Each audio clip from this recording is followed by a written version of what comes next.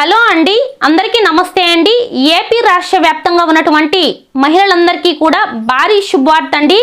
ప్రతి మహిళకి కూడా మనకైతే కూటమి ప్రభుత్వం 1500 రూపాయలు అయితే ఇస్తామనేది చెప్పారు కదా. అయితే 1500 రూపాయలు అనేది రద్దండి. 18,000 రూపాయలు అనేది ఒకేసారి మీ బ్యాంకు ఖాతాలో అయితే పడతాయి. దీని గురించి అయితే మనకు నియామకాలు అయితే జారీ చేశారు. ఈ వీడియోలో ఈ 18,000 రూపాయలు అనేది ఎప్పటి నుంచి మన బ్యాంకు ఖాతాలో అయితే పడతాయి, ఎప్పటి నుంచి అప్లై అనేది చేసుకోవాలి, అప్లై చేసుకోవడానికి అర్హతలు ఏమేమి ఉండాలి, సో ఎవరెవరికి ఇస్తారు, అందరికీ ప్రతి మహిళకి కూడా ఇస్తారా, కొంతమందికే ఇస్తారా, అసలు ఎవరికి ఇవ్వరు, ఎవరికి ఇస్తారు, పూర్తి వివరాలు, అసలు ఏ రోజున ఈ డబ్బులు పడతాయి అనే దాని గురించి ఈ వీడియోలో క్లియర్ అండ్ క్లారిటీగా అయితే తెలుసుకుందామండి. సో దట్ ఎవరు కూడా స్కిప్ చేయకుండా చూడండి. వీడియో నచ్చితే తప్పకుండా లైక్ చేసి మన ఛానల్ని కొత్తగా చూస్తున్నట్లయితే సబ్స్క్రైబ్ చేసుకోండి. మీరు సబ్స్క్రైబ్ చేసుకోవడం వల్ల ఇట్లాంటి గవర్నమెంట్ నుంచి వచ్చే ప్రతి అప్డేట్ కూడా నేనైతే మీకోసం అందిస్తూ ఉంటాను. సో దట్ ఎవరు కూడా స్కిప్ చేయకుండా చూడండి. ఓకేనండి, మరి లేట్ చేయకుండా వీడియోలోకి అయితే వెళ్ళిపోదాము. ఏపీ రాష్ట్ర వ్యాప్తంగా ఉన్నటువంటి మహిళలందరికీ కూడా మనకు కొత్తగా వచ్చిన కూటమి ప్రభుత్వం అయితే భారీ శుభవార్త అయితే తెలిపింది. సో మేనిఫెస్టోలో భాగంగా ఎన్నికలకు ముందే కూడా మహిళలందరికీ కూడా ప్రతి మహిళకి కూడా 1500 రూపాయలు అనేది వారి ఖాతాలోకి ప్రతి నెల కూడా వారి ఖర్చులకు అని చెప్పేసి 1500 రూపాయలు అనేది ఇస్తామనైతే ప్రభుత్వం అయితే చెప్పింది. కానీ దీన్నైతే మార్చడం అయితే జరిగింది. సో ప్రతి మహిళకనైతే చెప్పారు, కానీ ప్రతి మహిళకైతే కాదండి. కేవలం ఎవరైతే పెళ్ళయి ఉంటుందో, పెళ్ళైనా 18 సంవత్సరాలు నిండి ఉండాలి. ఎందుకంటే కొంతమందికి 17 సంవత్సరాలు కూడా పెళ్లి చేసుకుంటుంటారు, కొంతమంది 18 సంవత్సరాలకే పెళ్లి చేసుకుంటుంటారు. 18 సంవత్సరాలకి కరెక్ట్గా 18 ఉంటే మాత్రం డబ్బులు అయితే ఇవ్వరండి. 18 సంవత్సరాలు అనేది పూర్తయి ఉండాలి, అంటే 19వ సంవత్సరంలో అడుగు పెట్టి ఉండాలి, 60 సంవత్సరాల లోపల ఉండాలి, అంటే 59 సంవత్సరాలు అయితే ఉండాలి. సో వీళ్ళకి మాత్రమే ఇస్తానైతే ప్రభుత్వం చెప్పింది. కానీ మేనిఫెస్టోలో మాత్రము మహిళలందరికీ ఇస్తామని అయితే ప్రభుత్వంలో చెప్పారు.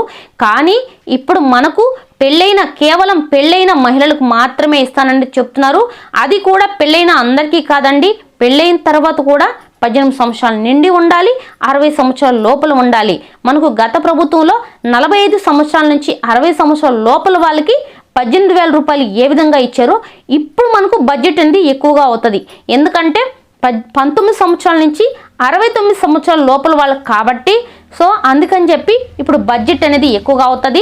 అయితే మనకు ప్రభుత్వం ప్రతి నెల కూడా ఉప్పులు పప్పులు మహిళల ఖర్చుల కోసం ఉంటాయని చెప్పేసి 1500 రూపాయలు అనేది ఇస్తామనేది చెప్పారు కదా. అయితే దీనికి ప్రతి నెల కూడా బడ్జెట్ అనేది ఎక్కువ అవుతుంది. అందులో మనకు మన ఆంధ్రప్రదేశ్లో ఎక్కువ మంది మహిళలు కూడా ఉండాలని చెప్పేసి ప్రభుత్వం అయితే ఈ నిర్ణయం అయితే తీసుకున్నదన్నమాట. ఏ నిర్ణయము అంటే ప్రతి నెల కూడా 1500 కాకుండా సో సంవత్సరానికి ఒక్కసారి 18,000 రూపాయలు అనేది వీరి ఖాతాలో అయితే పడిపోయేలా చేద్దామని అయితే ప్రభుత్వం అయితే నిర్ణయించేసుకున్నది. ఆల్రెడీ దీనికి సంబంధించి 3-4 నెలల నుంచి డిస్కషన్ అయితే జరుగుతూనే ఉంది. ఆ డిస్కషన్ అనేది ఇప్పుడు క్లారిటీ అయితే అయిపోయిందండి. ఈ జనవరి నెలలో సంక్రాంతి కానుకగా, సంక్రాంతి సరుకులతో పాటుగా, అంటే సరుకులు వచ్చిన రోజైనా రెండో రోజైనా సరే ప్రతి మహిళకి 18,000 రూపాయలు అనేది ఇస్తామని అయితే చెప్తుంది. అయితే అంత తేలిగ్గా అయితే ఇవ్వరండి. అయితే దీనికి అర్హులు ఎవరు, అర్హతలు ఎవరు, మీ అప్లికేషన్ తీసుకొని మీ డేటా మొత్తం, మీ బయోడేటా ఫుల్గా చూసి వీళ్ళకి ఎంత ఆస్తుంది, ఎన్ని కైలు ఉన్నాయి, ఎన్ని కార్లు ఉన్నాయి, ఎన్ని బండ్లు ఉన్నాయి, ఇవన్నీ కూడా లిస్టు మొత్తం చూస్తుంది. అయితే వీళ్ళు తెల్ల రేషన్ కార్డు వాళ్ళ, లేకుంటే పింక్ రేషన్ కార్డు వాళ్ళ, వీళ్ళు పేదల, లేకుంటే డబ్బున్న వాళ్ళ, ఇవంతా కూడా మీ ఫుల్ బయోడేటా చూసి సో మీరు అర్హులైతేనే ఇస్తారండి. అంత తేలిగ్గా ప్రతి మహిళకి కూడా అయితే ఇచ్చేయరు. అయితే ఒక్క రేషన్ కార్డులో ఎంతమందికి ఇస్తారు అని చూసుకున్నట్లయితే ఒక్క రేషన్ కార్డులో కొంతమంది 2 ఫ్యామిలీలు కూడా ఉంటాయి, అత్త కోడలు ఇద్దరు కూడా ఉంటారు. అలాంటప్పుడు అత్తకి కోడలకి ఇస్తారా లేదా అని చూసుకున్నట్లయితే ఇద్దరికి కూడా ఇస్తారండి. ప్రతి మహిళకి కూడా ఇస్తారు. రేషన్ కార్డుతో అయితే దీనికి సంబంధం లేదు, ప్రతి మహిళకి కూడా ఇస్తారు. ఆంధ్రప్రదేశ్కి చెందిన వారైతే ఉండాలి, అలాగే 18 సంవత్సరాలు నిండి ఉండాలి, పెళ్ళయి ఉండాలి. ఈ ముఖ్యమైన ఈ 3 కారణాలు అయితే ఉండాలి. ముఖ్యంగా ఆంధ్రప్రదేశ్కి చెందిన వారై ఉండాలి. ఆంధ్రప్రదేశ్కి మాత్రం చెందకుండా మీరు ఎక్కడెక్కడో ఉండి అలాంటప్పుడు కూడా ఇచ్చే అవకాశాలు అయితే లేవన్నమాట. ఆంధ్రప్రదేశ్లో కాపురం ఉండాలి, ఆంధ్రప్రదేశ్కి చెందిన వారై ఉండాలి. వీళ్ళు మాత్రమే అర్హులు. అయితే దీనికి అప్లికేషన్ అనేది మనకు కేవలం ఇంకా అప్లికేషన్ అనేది ఇంకా 5 డేస్ మాత్రమే ఉందండి. కేవలం జన్మభూమి కార్యక్రమం రోజున అప్లికేషన్ అనేది తీసుకుంటారు. అయితే ఈ అప్లికేషన్కి సంబంధించి మీరు ఎవరినో పట్టుకొని ఎక్కడికో ఇవ్వాల్సిన అవసరం లేదు.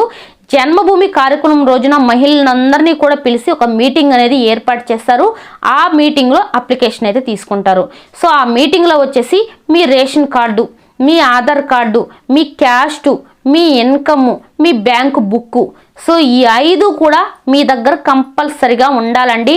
కంపల్సరిగా ఉంటే మీ బయోడేటా, మీ ఆధార్ నంబర్ కొట్టగానే సో అక్కడ నెట్లో మొత్తం కూడా మీ పేరు మీద ఎన్ని బండ్లు ఉన్నాయి, మీ పేరు మీద ఎంత ఆస్తుంది, మీ పేరు మీద ఎంత డబ్బు ఉంది మొత్తం కూడా వచ్చేస్తాయి. ఇవన్నీ చూసుకొని 18,000 అనేది వేస్తారండి. అంత తేలిగ్గా అయితే అందరికీ కూడా టకా వేసుకుంటా పోరనమాట.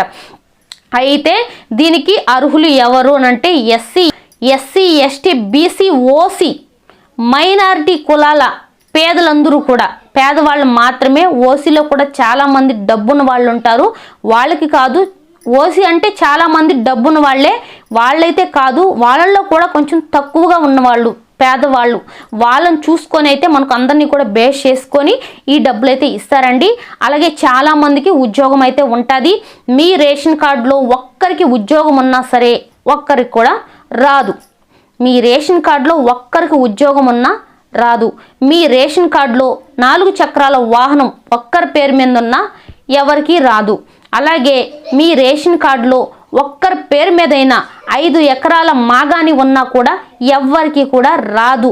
అలాగే మీ రేషన్ కార్డులో ఇన్కమ్ ట్యాక్స్ కట్టేవాళ్ళు కనుక ఉన్నట్లయితే, అంటే మన వార్షిక ఆదాయం ఎక్కువైపోయి ప్రతి నెల కూడా కొంతమంది బాగా డబ్బు సంపాదించే వాళ్ళు ఇన్కమ్ ట్యాక్స్ అనేది కడుతూ ఉంటారు.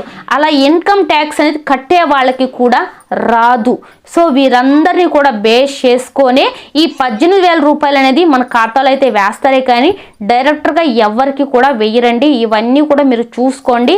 ఇన్కమ్ ట్యాక్స్ కట్టే వాళ్ళైనా, కారు ఉన్న వాళ్ళైనా, 4 చక్రాల వాహనం ఉన్న వాళ్ళైనా, ఉద్యోగం ఉన్న వాళ్ళైనా, మరి ముఖ్యంగా కొంతమందికి ఉద్యోగం ఉండి వాళ్ళ హస్బెండ్ చనిపోయిన తర్వాత కొంతమందికి పెన్షన్ అనేది వస్తూ ఉంటుంది. ఈ పెన్షన్ ఇచ్చే వాళ్ళకు కూడా రాదనమాట. పెన్షన్ తీసుకుంటుంటారు. అంటే 4,000 10,000 కాదండి, 20,000 30,000 గవర్నమెంట్ ఉద్యోగం నుంచి వచ్చే పెన్షన్ ఉంటుంది కదా, వీళ్ళకి కూడా రాదనైతే ప్రభుత్వం అయితే చెప్పేసింది. సో ఇదన్నమాట. అయితే మీ దగ్గర బ్యాంకు బుక్ లేకపోతే చేయించుకొని పెట్టుకోండి.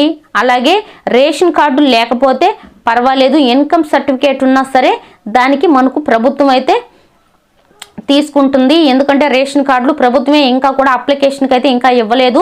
సో త్వరలో కూడా మీరు రేషన్ కార్డు ఏదైనా అప్లై చేసుకున్న తర్వాత మళ్ళీ కూడా మీ దగ్గర తీసుకునే అవకాశం ఉంటుంది. కాబట్టి ఈ లోపల మాత్రం income certificate, caste, Aadhaar card, అలాగే బ్యాంక్ బుక్ ఇవి మాత్రం ఖచ్చితంగా పెట్టుకోండి. ఒక రేషన్ కార్డులో అత్త కోడలకైనా ఇస్తారు, అమ్మ కూతురికైనా కూడా ఇస్తారండి. అదంతా ఏం ప్రాబ్లం లేదు. బట్ మీకు మ్యారేజ్ అయి ఉంటే చాలు, ఎవరికైనా కూడా ఇస్తారనమాట. సో ఇదండి. అమ్మ కూతురికి అంటే కొంతమందికి మ్యారేజ్ అయ్యదు, కానీ అలాంటి వాళ్ళకైతే ఇవ్వరండి. మ్యారేజ్ అయిపోయినా కూడా కొంతమంది వాళ్ళ అమ్మ కార్డుల్లో ఉంటారు, అట్లాంటి వాళ్ళకైతే ఇస్తారు. కానీ మ్యారేజ్ కాకుంటే మాత్రం ఇవ్వరన్నమాట. ఇదన్నమాట ఈ మనకు ఇవ్వబోయే 18,000 గురించి. వీడియో నచ్చితే తప్పకుండా లైక్ చేయండి. సో అలాగే ఈ వీడియో పట్ల మీకు ఎలాంటి డౌట్స్ ఉన్నా సరే కామెంట్ సెక్షన్లో కామెంట్ చేయండి, నేను తప్పకుండా రిప్లై ఇస్తాను. ఓకేనండి, నెక్స్ట్ వీడియోతో మళ్ళీ కలుద్దాం. Thank you for watching.